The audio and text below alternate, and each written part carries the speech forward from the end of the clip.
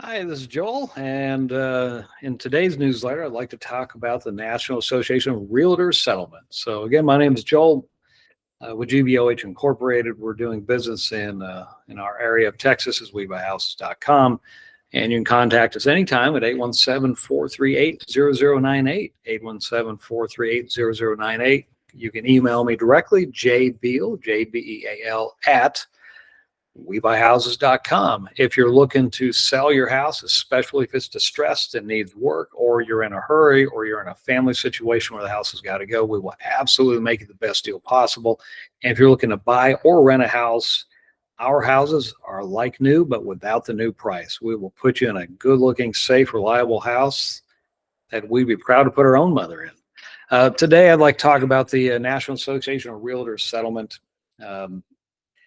The Wall Street Journal probably has the best reporting on this. I know a lot of people say it's biased. Everything is biased. I don't know what to tell you. But here's what happened. A buyer in Missouri was looking to buy a house, and a buyer was using as an agent a friend. This was a friend. And the buyer asked the agent, I don't want to pay you 3% to represent me. Can we make a deal? Agent said no. So the buyer, instead of suing the agent or the brokerage, sued the trade association. And there's a lawyer up in Minneapolis who's been waiting for 20 years to sue NAR over this deal. Just been looking for somebody. And there's your match, and there's your lawsuit. And National Association of Realtors, as many brokerages did, they settled. So to those of us in Texas, we found this a little perplexing because we have always understood in Texas, and Texas is a very consumer-friendly state, that all fees are negotiable. In our office, I am a licensed Texas real estate agent, proud to be so, been one for a very long time. One of my best friends is my broker. Now, many of the people in our office are licensed agents. So we exist to buy houses as agents for our company, to sell houses for our company. And we also help clients. So I get to see all sides of this. Personally, as an agent, a friend of mine's a broker. And then we have agents in this office who work with clients. So I get to see all sides. And I'd like you to think that I'm smart and give some sort of a prediction. But here's the way predictions work. If I'm right, I'll tell you how smart I am. And if I'm wrong, you'll never remember it.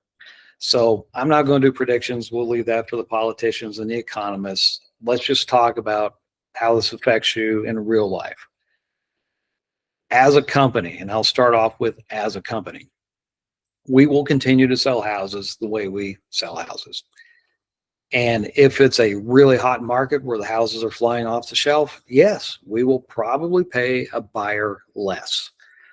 We have in the past. That's probably the way it'll be in the future. It's always been negotiable, and I will offer to pay maybe 2% instead of 3%. But in a market like today, where it's a little slow, I'll pay more. We have several houses for sale that we're paying the buyer's agent 4% because we want to move these houses. And as a company, it helps us for the buyer to be well represented by an agent. It just takes a lot of workload off of us.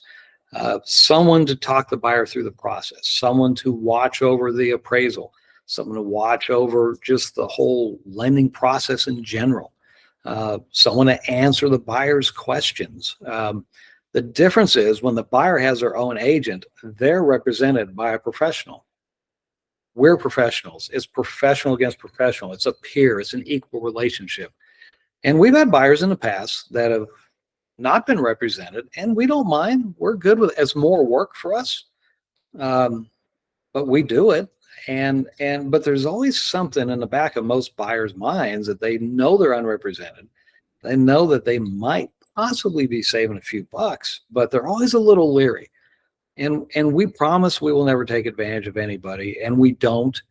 And we're so transparent and so communicative, but there's always that suspicion in the buyer's mind. They know that they're not up against equals. They know they're at a disadvantage, and that's a shame. What I believe we'll see in the future is that as a company, we will see more buyers come to us that are represented, and that does put them at a disadvantage. At our company, you'll be treated fairly. Hopefully you will be at other companies too. I don't know. But I don't see a profound difference. We will continue to pay buyers agents to bring us qualified buyers, to get them through that pre-qualification process so that you deliver to us a client ready, willing, and able to buy a house with no hassle. That's worth something to us. And we will continue to pay whatever it takes to get that house sold in a reasonable amount of time, whether it's 1% or 4% or 3%, we will pay it. As a seller, let's talk about sellers next. Yes, you're going to think you're saving 3%. And maybe you will. I don't know. In my experience, the market value of a house seems to always adjust. This free economy, free enterprise thing we have, this wonderful thing called free enterprise. Equilibrium always rules. And when costs are taken out of the market, and I'm not so sure they are taken out of the market, but let's just say they are. When costs are taken out of the market, things generally equal out. You know, I come from a trucking background back in the day, and then previous to this, I was into technology. And every time we drove costs out of the process, our advantage lasted a finite amount of time until things equaled down. It's just free enterprise. Competition catches up.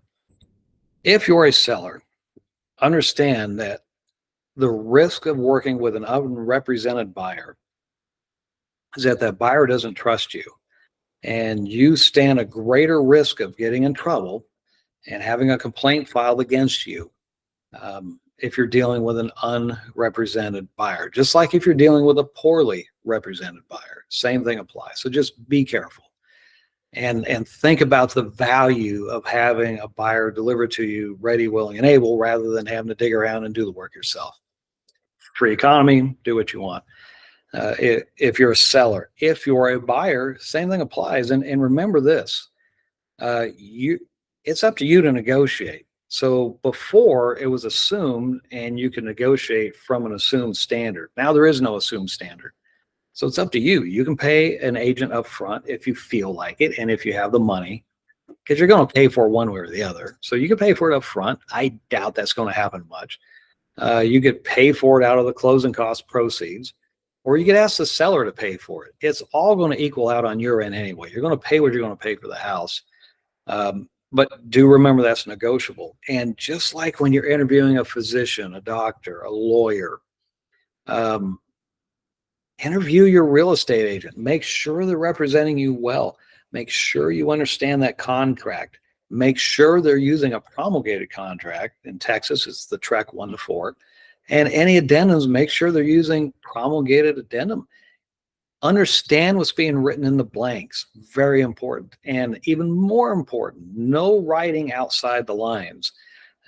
If there isn't a space to put a comment doesn't belong there. Ask questions. Feel comfortable. If you don't feel comfortable, get another agent, just like you'd get another doctor. I strongly urge you to just ask questions. You don't have to scour the internet for hours. Just, I don't understand this contract. Walk me through it. Take an hour and walk me through it.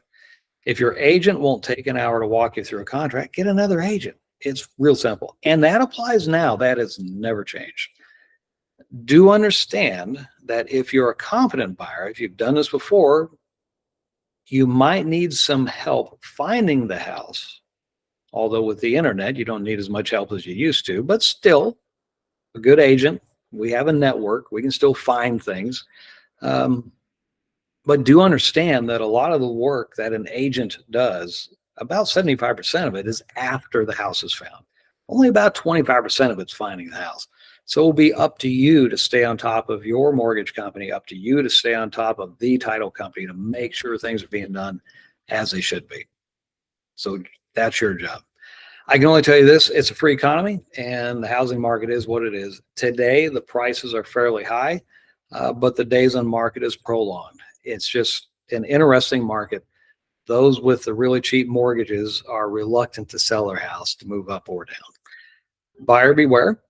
And please, if you have any questions, feel free to drop me a line or give us a call. It's jbeal@webuyhouses.com, 817-438-0098.